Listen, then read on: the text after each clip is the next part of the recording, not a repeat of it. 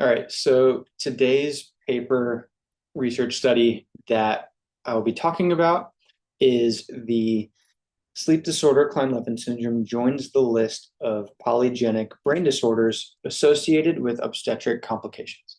All right, this is by myself along with one of the directors at a medical school, Schmidt Kastner.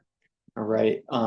I'm not trying to be partial or biased, but the reason why I want to go over this paper is because it builds off of a paper led by Dr. Mignot from 2021. And so if you haven't watched that video yet, I did do a video on that. It is long, but there's a lot to learn from it. That was my previous video, and this video here builds off of that. All right.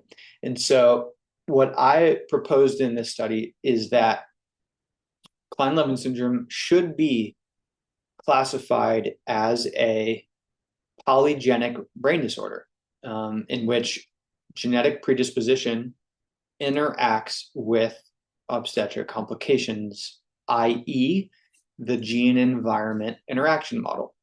And this has been established in various other conditions like autism, ADHD, schizophrenia, bipolar, in which there's complications from the outside that act as a risk factor and potentially cause interactions with certain genes to that predispose the development of a condition. All right.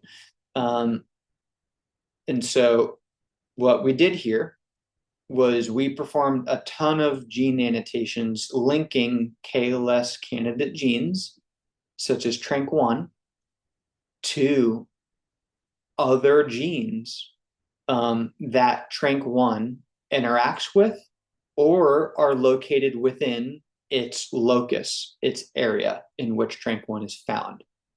All right. And predominantly, these are going to be linked to vascular changes such as hypoxia or hypoxia-related pathways that could have occurred if there was a obstetric complication.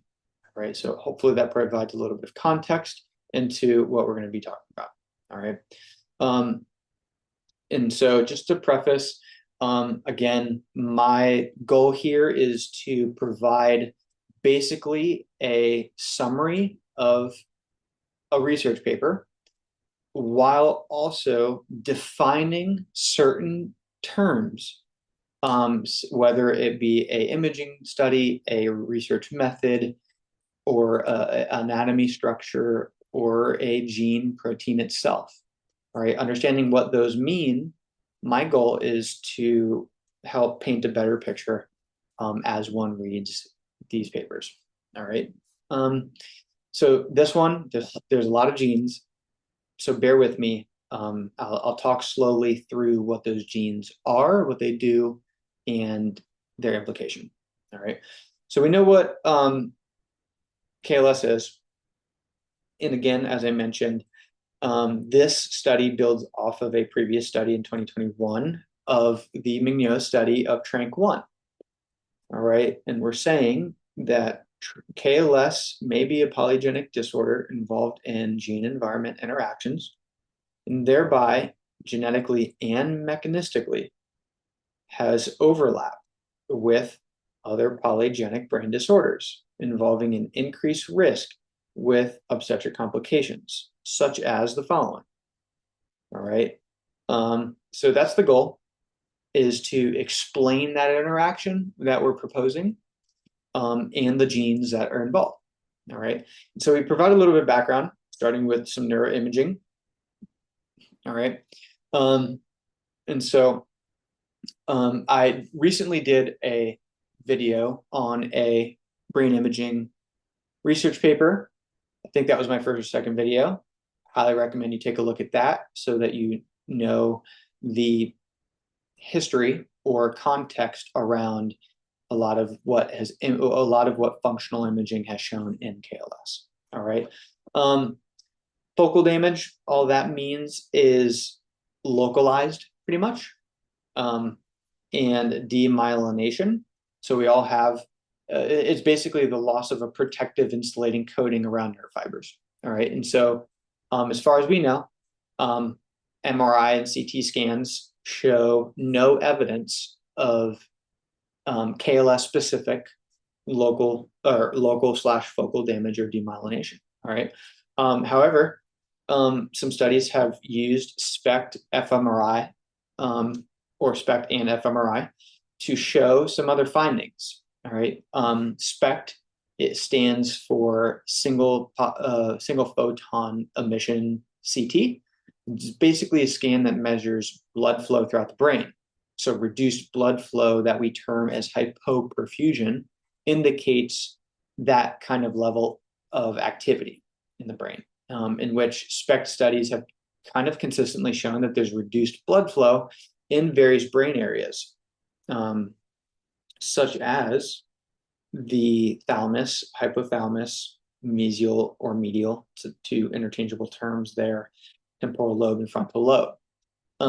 The thalamus acts basically like a relay station of different routes of sensory information, along with containing some conscious and sleep nuclei and pathway. The hypothalamus is a very small region of the brain that is predominantly controlling homeostasis, like body temperature, hormones, sleep, appetite. The medial temporal lobe is predominantly involved in things like memory, emotion, including the hippocampus, which is involved in memory. In the frontal lobe, which is predominantly where we get personality from, motivation, decision making. All right. fMRI, functional MRI, measures brain activity by detecting differences in oxygen levels, which indirectly can suggest changes in activity. All right. So hopefully some of that makes a little bit more sense. There has been previous study to show that there are changes in perfusion and activity even in between episodes. And so especially there was a persistent hypoperfusion in the right posterior thalamus and the caudate nucleus, which is a portion of the brain of the basal ganglia or basal nuclei, which is involved in learning and movement, and regions of the brain area. See what I highlighted here, cortical association areas, that are involved in integrating information from multiple senses. All right. And so during symptomatic periods and asymptomatic periods, there are changes in brain activity amongst various brain areas. Not just the thalamus or hypothalamus that a lot of people focus on, but there's an integration of areas that are changed with respect to activity levels. Do we know if there's a compensatory mechanism involved there? We're not sure. However, it is something to know, all right? Because that would impact function, all right? A little bit of history on some genetic studies. LMOD3 is a gene involved in muscle thin filament assembly. Thin filaments are things like actin. It helps hold the cells' morphology and structure together.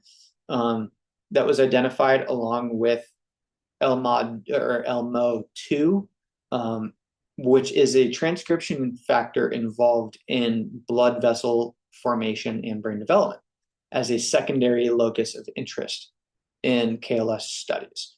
So I just wanted to throw that out there. A GWAS study was used to elucidate the major finding of TRANQ-1. And that's a method that scans the entire genome of hundreds or thousands of people to find genetic variances, which are basically what we call as single nucleotide polymorphisms. And that's analogous to a typo. All right. It's like if you were texting a certain word, like the word involve, instead of the letter V, it was replaced with T. All right. That's what a single polymorphism, or a single nucleotide polymorphism would be. And so it scans all of that and tries to identify if there is a certain change that's more common in people with a certain condition compared to non-conditioned controls. And they found an association with the TRANK1 locus, all right, at 3p22. All right, and so that is, again, a GWAS study identified a association at the TRANK1 gene. Located, I'm going to describe what that notation means, on the third chromosome at position p22. That's all that means. All right. At a odd ratio that explained in that study of it's what we call an odds ratio of 1.48. All right, and so what that means is you're almost 1.5 times more likely to carry that variant than controls. All right, and it's interesting that that gene has been previously strongly associated with bipolar disorder and has also been linked to schizophrenia, possibly suggesting a genetic architecture across various brain disorders, right? So all in all, that the predominant takeaway from that message is, or that paragraph, is that KLS has a genetic component centered around the TRANK1 locus, which overlaps with the genetics of other brain conditions. And the genetic risk appears to interact with birth complications that supports the model of gene environment interactions. All right. Some history and information about the role of obstetric complications as a risk factor. All right. And so obstetric complications can be a big deal. All right. Whether it be a breached birth, a wrapped cord, being premature, or oxygen deprived, all of those can be a perinatal insult to the fetus or baby at birth, in which previous study has shown that there's a good chunk of KLS patients that have had a birth complication when they were born, compared to, in previous studies, only 7% of others without the condition. And that shows that there might be some association there. And so, again, the obstetric complication is just a broad term that encompasses any adverse effects during pregnancy, labor, or birth. All right. And the most prevalent, we would suggest, would be hypoxia, which is an insufficient oxygen supply. All right. Because during difficult births, such as prolonged labor, cord compression, placental problems, the baby's brain may be temporarily deprived of oxygen, potentially causing very subtle changes to certain brain regions. All right. And so, summary of that paragraph is that birth complications, particularly suggestive of those involved in hypoxia, could be overrepresented in KLS patients and likely serve as part of that environmental component to the gene environment model. All right. And so gene environment model involving that. All right. So this is just kind of explaining and elaborating on that. All right. And so the gene environment model proposes that KLS arises when genetically predisposed individuals experience obstetric complications, particularly those that involve hypoxia during brain development. That model has been well established amongst various polygenic conditions. And let me see, there's a few key terms I want to describe here. Upregulation of protective genes. All right, so ischemia hypoxia can influence the gene expression, i.e., or for example, lead to the upregulation. And so all that means is when cells detect low oxygen, there's an activation of survival programs. And the cardinal one that is usually talked about are ones that are called hypoxia-inducible factors, HIFs, which are basically a group of transcription factors or proteins that turn genes on or off. So under low oxygen states, HIF proteins are stabilized and enter the cell's nucleus, where they turn on hundreds of genes to help the cell survive, such as genes that are involved in making blood vessels, shifting oxygen energy production, and protecting against damage. Or hypoxia events can trigger the release of apoptotic factors.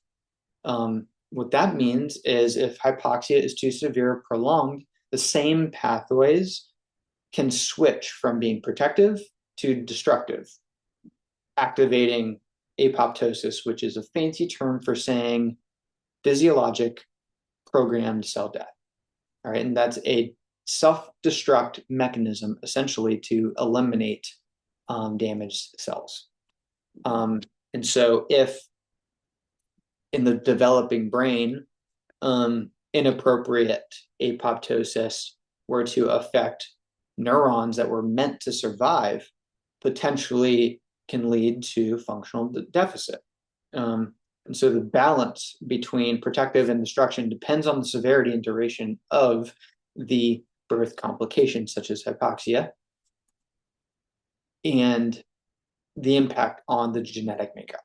And so, in which how those genes respond. All right. And so, again, takeaway is that gene environment in the model proposes that these genetic variants that are KLS associated genes make the developing brain vulnerable to damage from birth-related complications, particularly those that are hypoxia-driven, whether that be a weakening of protective mechanisms or those that push pathways towards destruction. Right. And so here I begin to dive into some description of some genes of those under consideration. And so basically, systematically cataloging what is known about each gene's function, how it interacts, the proteins that it's involved in, and whether it has any connections to hypoxia, ischemia, or vascular/blood vessel processes. And a central concept that I wanted to point out here is, again, transcriptional regulation of hypoxia-inducible factors. I just explained what HIFs were. All right. Let me see, continuing down this. What do I want to say here?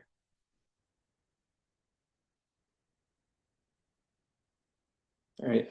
So those HIFs, like I mentioned, they respond to oxygen. All right. So HIFs are basically master regulators of the cellular response to low oxygen. Their activity can be controlled in various ways. They can be controlled or modulated with protein stabilization. And so under normal oxygen levels, HIF proteins are rapidly degraded. But under low oxygen, they accumulate because they need to respond to that low oxygen. All right. Chromatin remodeling is another one, in which DNA in cells gets wrapped around these proteins called histones, forming the structure called chromatin. And so for a gene to be turned on, the chromatin kind of must be opened up a little bit and remodeled to do so that the cellular machinery can access the DNA to turn the gene on. All right.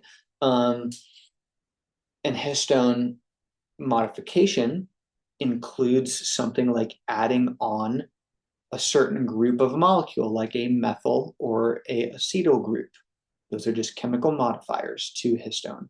All right. And so those can be added or removed to histones to control whether or not nearby genes should be active or should be silent. All right.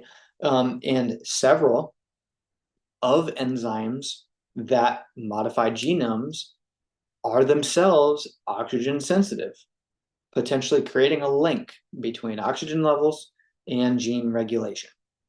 And so what my goal was to look whether or not the KLS candidate genes had connections to any of these hypoxia-related processes, in hopes that there's going to be further research about them given the proposal and potential findings. All right. So the analysis of TRANQ-1, I wanted to start off with that because that is as of right now, the cardinal strongest candidate for KLS, and it's also implicated in other conditions. So predominantly what I believe I was describing here was that TRANQ-1 is the primary gene of interest in KLS. It's a protein product classified, or its protein product, the protein produced by the gene, is classified as a P-loop containing nucleoside. And that's basically a structural description, meaning that the protein contains a specific loop structure, a P-loop, that binds and breaks down nucleoside trisephosphates, energy containing or energy carrying molecules like ATP. We've all heard of ATP because mitochondria is the powerhouse of the cell, right? From high school and middle school. And so this is one of the most common structural motifs in biology, and is found in a vast array of enzymes involved in metabolism, signal transduction, and DNA processing. Despite it being one of the most robust genetic associations with, say, bipolar disorder, confirmed across multiple populations, the actual function of TRANQ-1 in the brain remains pretty poorly understood. What's known, though, is that lower TRANQ-1 RNA expression in the brain appears to be a risk factor in conditions like bipolar, and genes whose expression correlates with TRANQ-1 are higher or enriched in pathways related to the dendritic spines or projections of neurons, and their connectivity, and how the developing nerve fiber finds their target, and even circadian entrapment, the synchronization of the circadian rhythm. And so the primary takeaway from that right now, so far as that TRANQ-1 is a P loop containing nucleoside, hydrolase, right? And its exact function in the brain is pretty unclear, but its expression correlates with genes critical for brain development and circadian rhythm. And as of right now, and still, it's the strongest genetic hit that we have for KLS. All right. And so there's a ton of different partners and genes that are involved in TRANQ-1. And so it's my job here to describe them and what they mean. All right. So to understand TRANQ-1's function or potential, what I did was I analyzed the protein interaction partners or other proteins that are physically bound to or work with TRANQ-1. I'm going to go kind of in order here of what I have highlighted.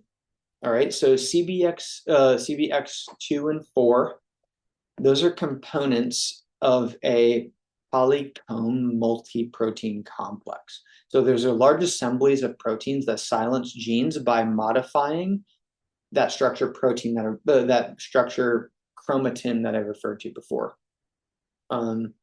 Specifically, the kind of CBX proteins within recognize chemical mark on histones and recruit the rest of the complex to interact with the chromatin structure around in which DNA is wrapped and to shut down gene expression.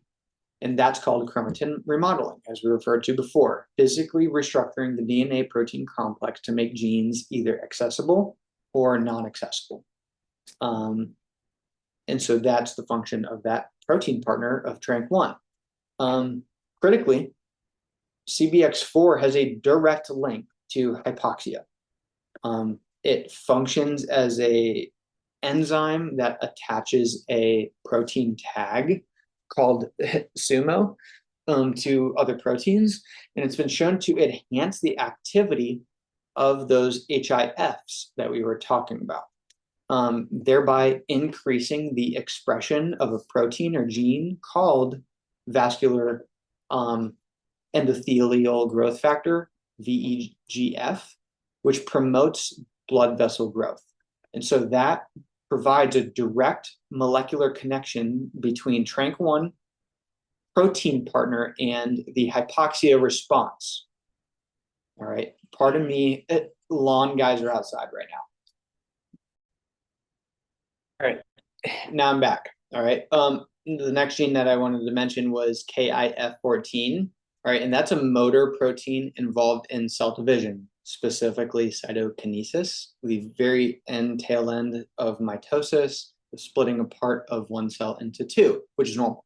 And it was identified as another interaction partner to TRANK1. All right, which, let's see, where am I at? Another one is KD. Let me see, where am I at? That's right. KDM3A. All right. What that is a histone demethylase. So it removes methyl groups from histones, and its gene is directly regulated by HIF, and is recruited to gene promoters in a HIF dependent manner during states of hypoxia, where it removes, where it further or facilitates gene activation. It essentially acts like a bridge between oxygen sensing and chromatin remodeling. So when oxygen drops, HIF recruits that gene, KDM3A, to open up chromatin to allow for specific genes to be transcribed during that hypoxia response.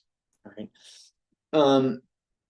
GSK3, very interestingly, is a target of lithium. All right. It's a broadly important enzyme in the brain. It is a amino acid kinase, specifically serine and threonine. And so it acts as a kinase. What kinase means is it's an enzyme that adds a phosphate to other proteins to regulate their activity. And why it's particularly implicated is it's involved in neuronal migration, the development of neuronal shape, and the synaptic plasticity in addition to the gene expression. It's a target of lithium, which is super interesting because that's the primary treatment for bipolar disorder and what often is responsive or what a lot of KLS patients respond to. Lithium inhibits that gene or protein, which is interesting. And the deregulation of that gene or protein has been linked to other disorders. And so that provides its connection to TRNK1 provides another link between KLS genetics and the broader landscape of other conditions. And so the main takeaway of that paragraph is that the protein partners of TRNK1 connect to critical biological processes. One, gene silencing. Two, hypoxia responsive chromatin remodeling. And three, neuropsychiatric signaling, suggestive, even potentially targetable, like that gene that is targeted with lithium or is a target of. And so those connections support the hypothesis that TRNK1 variants could make the brain susceptible to birth complications. All right. Again, I'm so sorry, this video is full of genetic descriptions, but that's kind of the point here. And so I'm going to work through the next paragraph because the goal is for me to examine in this paper several other genes with potential relevance to KLS, many located near TRNK1. All right. One of them is MLH1. All right. That is a repair gene, a DNA repair gene, and it's implicated in Lynch syndrome, a hereditary cancer that increases the risk of other cancers. And MLH sits near TRNK1 on the chromosome. And so its relevance to KLS is primarily positional.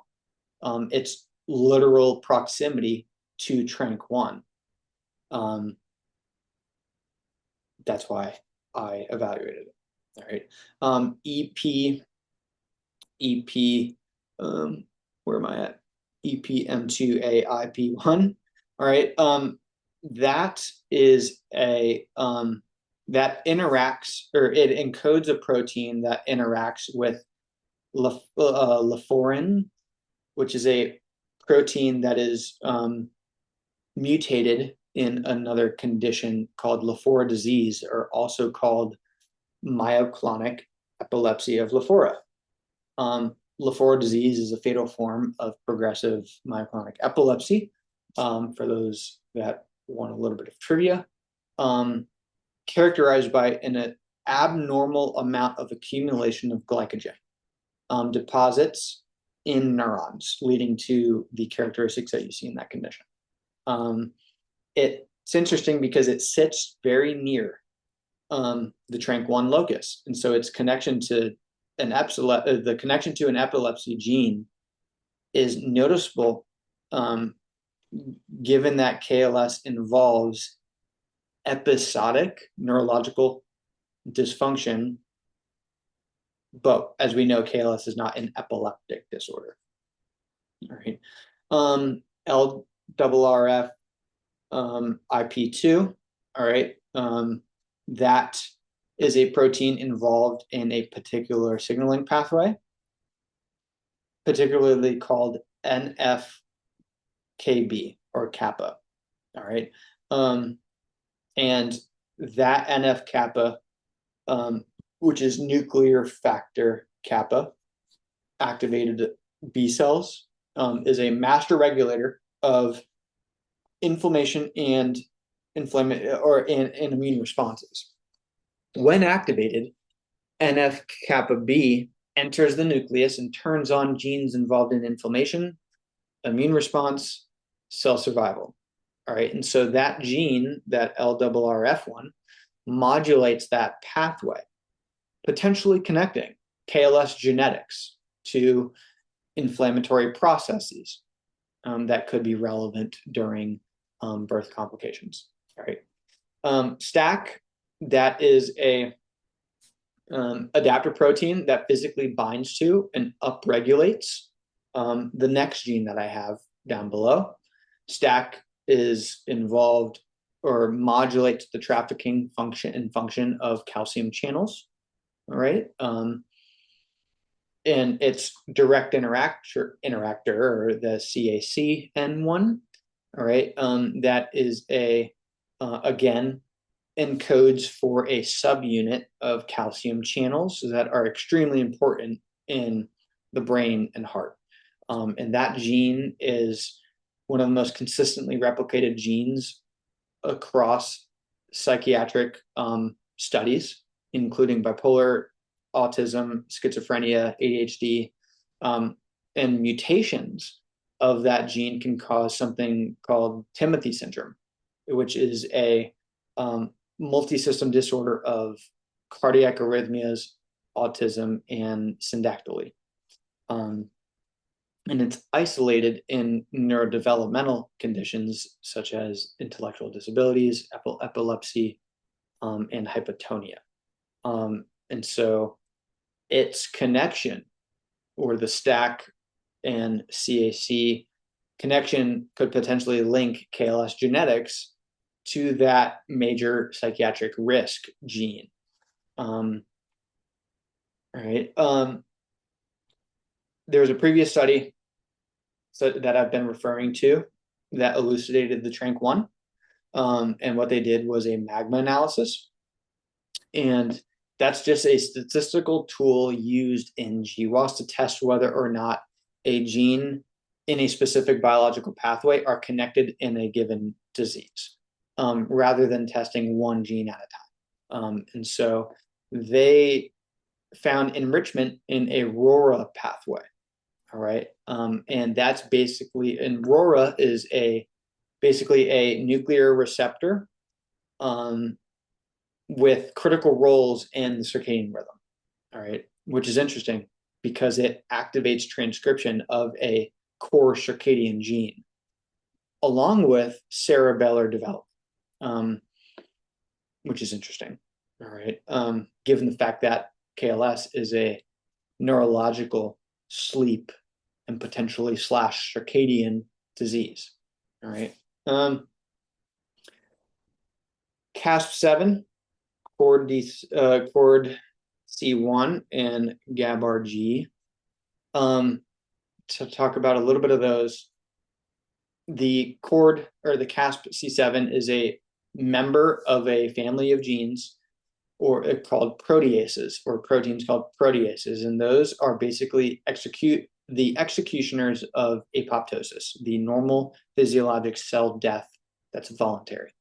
And so it means that it carries out the final steps of dismantling a cell during apoptosis, and its inclusion in my list of KLS genes connects it to the gene environmental interaction model prediction that hypoxia during birth complications could trigger inappropriate apoptosis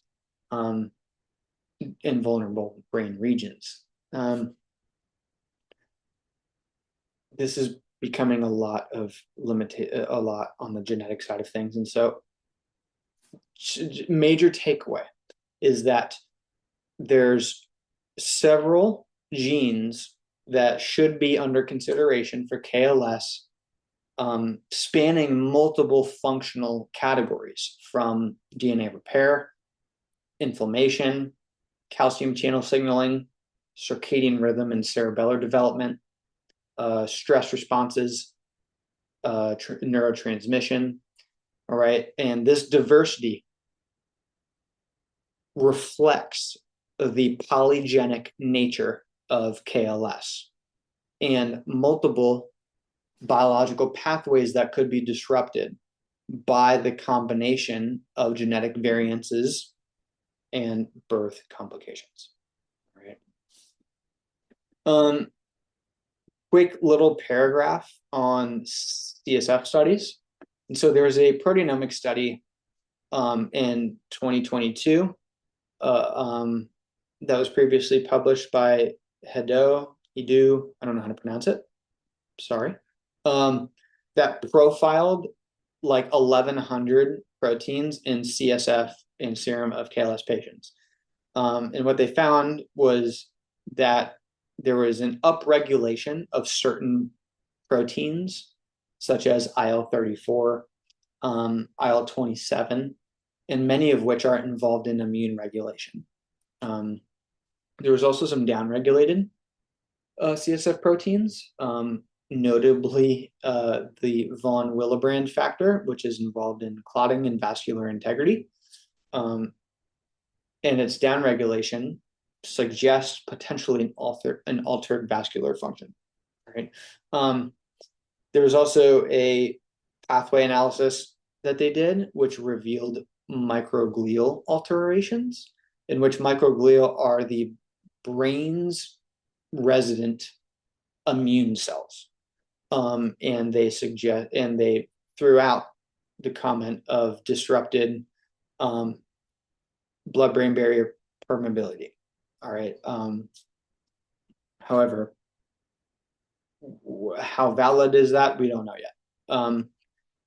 They did a tissue enrichment analysis that showed altered proteins were enriched for brain expressed proteins, particularly in the brainstem, the pons, membrane, and medulla, which do have pathways to the brain involved in sleep. And so these vascular and inflammatory protein changes in the CSF could potentially support the hypothesis that vascular processes could be relevant in KLS pathophysiology, again, consistent with the gene environment interaction model, right? Link to developmental disorders. And so what I wanted to acknowledge here is that there's parallels, at least genetically, with KLS and other neurodevelopmental conditions. A specific gene that I noted here is CPTBN4. All right. That is a cytoskeletal protein involved in the cell's scaffolding, pretty much. And it's essential for organizing ion channels in critical locations of the nerve fiber. And mutations of that gene lead to or are implicated in a condition called neurodevelopmental disorder with hypotonia, neuropathy, and deafness, characterized by developmental delay, intellectual disability, and hypotonia, along with some other things. There's other conditions involved or that link to other neurodevelopmental type of symptoms and conditions, but pretty much all of them are genes that I already described the function of. So if you're looking at that paragraph and you want to know what a particular gene is, I previously described it pretty much. All right, and so the major takeaway really of that paragraph is that there's some parallel in that KLS shares genetic overlap with neurodevelopmental features, reinforcing the concept that KLS should belong to a family of polygenic brain disorders, right? Of course, every paper, study, research has some limitations. Really, these genes described are tentative, right? However, they do show, one could propose the link with the context of birth complications or other insults to a developing fetus, baby, and early life events. And so the exact disease mechanism of KLS, again, continues to remain unknown, but we would like to propose that this genetic environmental or gene environmental interaction model is a working hypothesis. and that many of the connections described involve multiple steps in which, depending on who you are and what you believe about the genetics, could imply some inference, right? And we really do suggest that there needs to be KLS specific experimental systems, hopefully in the future. All right. So despite those limitations, in this paper argues that KLS should be added to the list of polygenic brain disorders, because there's many of them. There's so many neurological, neurodevelopmental, and neuropsychiatric conditions that have multiple implications genetically and environmentally, that have a strong gene environmental interaction. And as of right now, that interaction would be the obstetric complications through hypoxia-related mechanisms that this paper describes. There's converging evidence from the GWAS Trank 1 to the birth difficulties in obstetric history, the protein interaction data with hypoxia pathways, along with some neuroimaging and the CSF proteomics that are described, to support that classification. All right. And so my hope for that study that I am presenting here, hope to provide the framework that will stimulate further research into the KLS pathophysiology, and potentially lead to targeted or preventative measures as we learn more and more. All right. And so hopefully that provides an overview of this paper. I highly encourage you look at this video alongside reading through this, and to look at the previous video that I did that explains a whole lot about the Trank 1 study from 2021, because this study that I'm presenting today builds off of directly that study there. All right. Hopefully this helps. Hopefully somebody learned something, and y'all have a good one.